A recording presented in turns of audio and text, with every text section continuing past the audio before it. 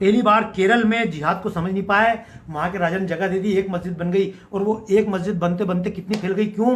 क्योंकि राजा समझ नहीं पाया। वो समझा ये धर्म है, पता पड़ा धर्म नहीं, ये मजहब था। क्योंकि मजहब और धर्म में बहुत अंतर होता है। जिनको मजहब और धर्म का अंतर नहीं पता है वो कहीं ना कहीं गड़बड़ करते हैं, तो उसमें मजहब तक घुसकर चले आए। बाद में इतनी बार गजनी ने हमला किया सोमनाथ लूटने के लिए, कभी सक्सेस नहीं हुआ। लेकिन जब अंतिम बार गजनी ने हमला किया तो हमला करने के पहले ये जिसको आप बोलते हैं ख्वाजा शरीफ अल बरूनी ने अपने इतिहास में लिखा है, कई लोग आकर पहले आए और आकर गांव गांव में बोला ईश्वर अल्लाह तेरे नाम, ईश्वर अल्लाह तेरे नाम, परमात्मा तो एक है, हम तो सूफी हैं, और परमात्मा अंत में जिसको बोलते हैं निर्गुण ब्रह्म, तो निर्गुण निराकार, निर्गुण निराकार। मुरारी बापू के पहले एक व्यक्ति और बेवकूफ बने थे, उनका नाम था संत कबीरदास।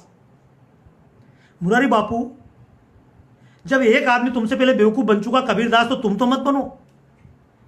कबीरदास ने बहुत सोचा था हिंदुओं को बदल दूंगा, मुसलमान को बदल दूंगा। ये हिंदू तो बदल गए, बेवकूफ बन गए, मुसलमान आज तक बदले।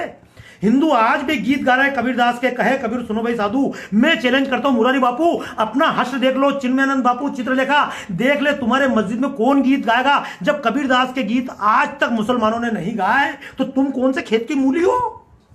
तुम कौन से खेत के गाजर मूले हो? जब इनको कबीरदास ने समझा पाए, जब इनको रामकृष्ण परमहंस ने समझा पाए, तो तुम कौन से किसकी औलाद हो? तुम कौन से अल्लाह की औलाद हो जो तुम्हारी बात को मान लेंगे? समझिएगा, ये जिहाद जब सूफी के नाम पे हुआ इस देश में, जब गजनी ने अंतिम बार आक्रमण किया, तो अजमेर के राजा जो इसका सलीम चिश्ती का भगत था, उसने खुद ने जगह दी, जाओ। चिश्ती ने समझाया जाओ, लूटते हो लूटो, तुम कुछ भी करो, भारत में हमारे राज्य पे हमला मत करना। अजमेर का राजा शिव भगत था, लेकिन वो शिव भगत ऐसे ही था जैसे बापू हैं। राम तो सबके हैं जी, राम के हाथ में धनुष नहीं होना चाहिए, शिव के हाथ में त्रिशूल क्यों हो, हनुमान जी के पास गदा क्यों हो? अरे हमको मालूम है राम प्रेम के देवता है, लेकिन सुनना, सीता भी वापस आ जाती अगर शांति की बातों से। वो मैं आपको चित्र दिखाऊंगा जो आजकल बहुत चल रहा है, इनका गांव है तल गजरा, वहाँ एक चित्र बना हुआ है, राम की मूर्तियां स्थापित की है, और राम लक्ष्मण हनुमान भरत शत्रुघ्न जितने लोग हैं, किसी के पास ना तो जनेऊ है, ना किसी के पास धनुष है, ना किसी के पास बाण है। और ये क्यों? हिंदू समाज को डाइल्यूट किया जाए।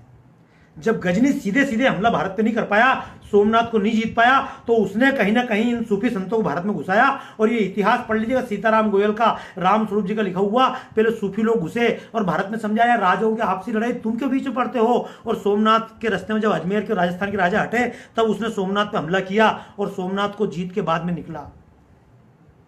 तो इस सोमनाथ को लुटवाने में यही सूफी लोग थे जिनके गीत गा रहे हैं, छाप तिलक सब छीने रहे वाले, टोपी नमाज रोजा अजान सब छीना रहे।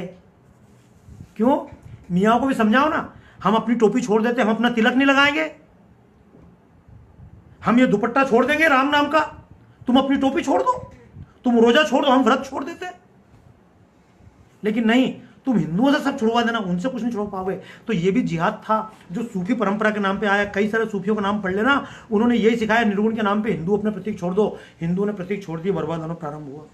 उसके बाद में यही जिहाद आगे बढ़ता बढ़ता कई रूपों में आया, इस्लाम के रूप में आया, क्रिश्चियनों के रूप में आया। क्रिश्चियनों ने पूरे सिख समाज को हमसे काट के अलग कर दिया। उसके बाद में यह जिहाद चला फिल्मों के नाम पे।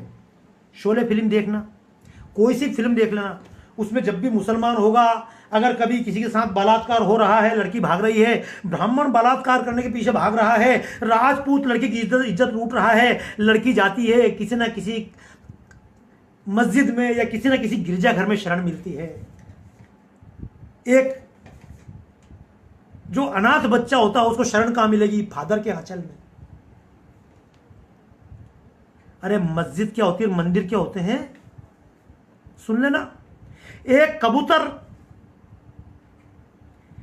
कबूतर मंदिर में गया, उसको दाना मिल गया, और जब वही कबूतर मस्जिद में गया तो मुल्ला को शाम का खाना मिल गया।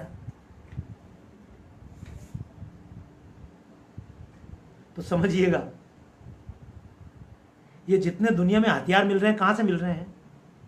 भारत में तो झगड़े इसलिए होते हैं ना कि यहाँ बाबा जैसे भड़कीले लोग हैं।